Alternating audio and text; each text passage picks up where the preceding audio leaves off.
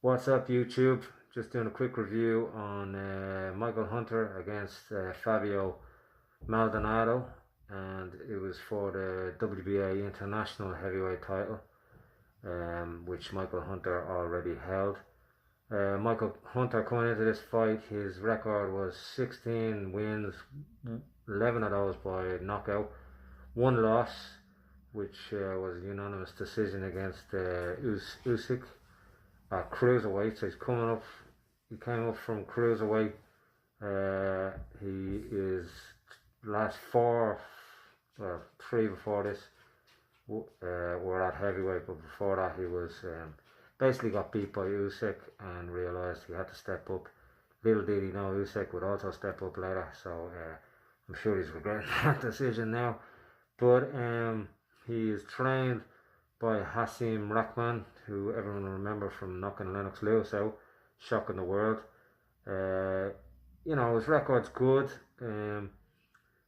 He has a bit of a sad history as well. His dad was a boxer as well, um, heavyweight boxer, I think, and his dad actually got shot on the roof of a building I think he was working in by the police. It seems to have been just something that escalated. The police didn't realise who he was.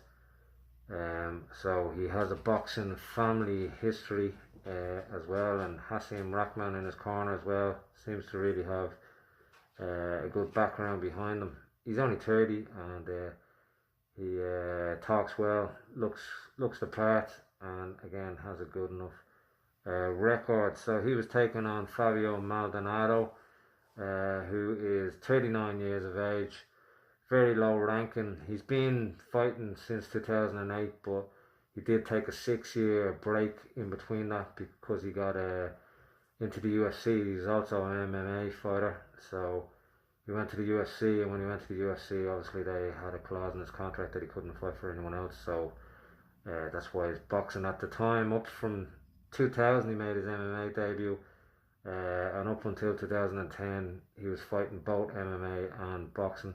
Started his boxing career in 2008. Then when he left the UFC, he went back to fighting in both MMA and boxing. He has a good record as well. 25 knockouts.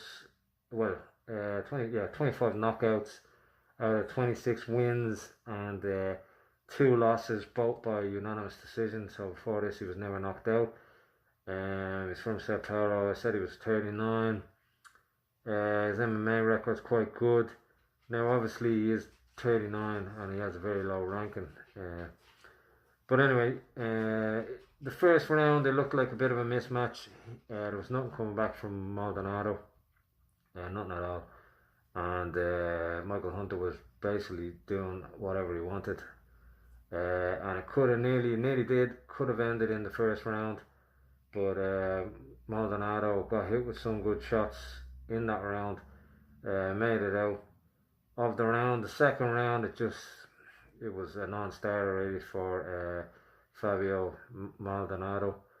The referee cut him a break really. The referee said he went down when he clearly didn't, and the referee said he touched down, but he didn't. So gave him a standing count. It was really just a break. The referee probably should have stepped in at that stage instead of. I'd say that's where the referee was going to step in. Then he said, no, I better give this guy now. So a bit of a mess up from the referee maybe. But maybe just being a bit sympathetic to the guy. Then he did get knocked down. He did a typical MMA thing and grabbed Michael Hunter's leg. So if it was MMA, I'd say Michael Hunter would have been in trouble, but possibly. But yeah, the ref then gave him another count. He got up again, and then he was turning his back and everything, and then the ref stepped in. He was taking some heavy punches. The ref stepped in. That was the end of that. So if I was Fabio, now he had a good record up until now. He'd lost two. Well, he's basically lost this now against Michael Hunter on his previous two fights. Up until that, he was undefeated, but he's lost his last three. So they were against Oscar Rivas and Teslenko, who is based in Canada. Obviously, Rivas and Teslenko, I don't know too much about him, but I know he's undefeated. and he's been brought over. Lou DiBella brought him over to Canada. He's young enough, 26. Nobody on his record, but so another step up again for Maldonado, and again he failed. So he went the distance with Oscar Rivas, who's of course fighting Dillian White, but yeah, he didn't look up to much today. So maybe he should call time on his boxing career, because he's not going to progress by the looks of that fight. He was well outclassed. It was obvious he wasn't a full-time boxer. Now I know he does do boxing as part of MMA, but just to me, it would be a perfect example of why you have to fix on one particular sport. Michael Hunter, again, his last 3 fights, this now was 4th fight at the heavyweight division. He had another one at cruiserweight, then he just said, obviously, I'm going to step up to avoid Usyk, because this guy is just too unbeatable. Usyk unanimous decisioned him.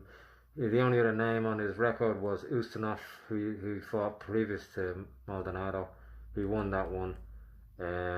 Yeah, so where to now for Michael Hunter is the question. He called out Dillian White, and he's with Matchroom, so it will be quite easy to fight Joshua, who he nearly did step in for. He was one of the rumoured names, as you probably remember. Andy Ruiz got the match. At the end of the fight, he was also saying if anything happens to Ruiz, he's quite happy to step up and fight Joshua. So who knows, something may happen, but time is running out for that. But I would say, in the next year, he will be an Anthony Joshua. If he continues to win, he will be an Anthony Joshua opponent. So good fight anyway from a Michael Hunter point of view.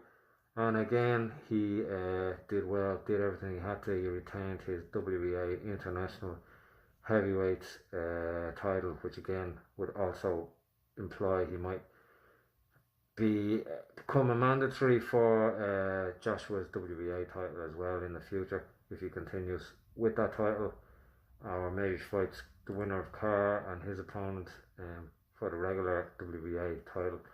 So yeah, all things looking well for Michael Hunter. And yeah, if you like what you heard, subscribe to the channel, leave a comment. And what do you think of Michael Hunter? Do you think he has got a future, or is he just going to be cannon fodder for somebody like Joshua, Wilder or Fury? Love to hear from you. Alright, thank you YouTube, good luck.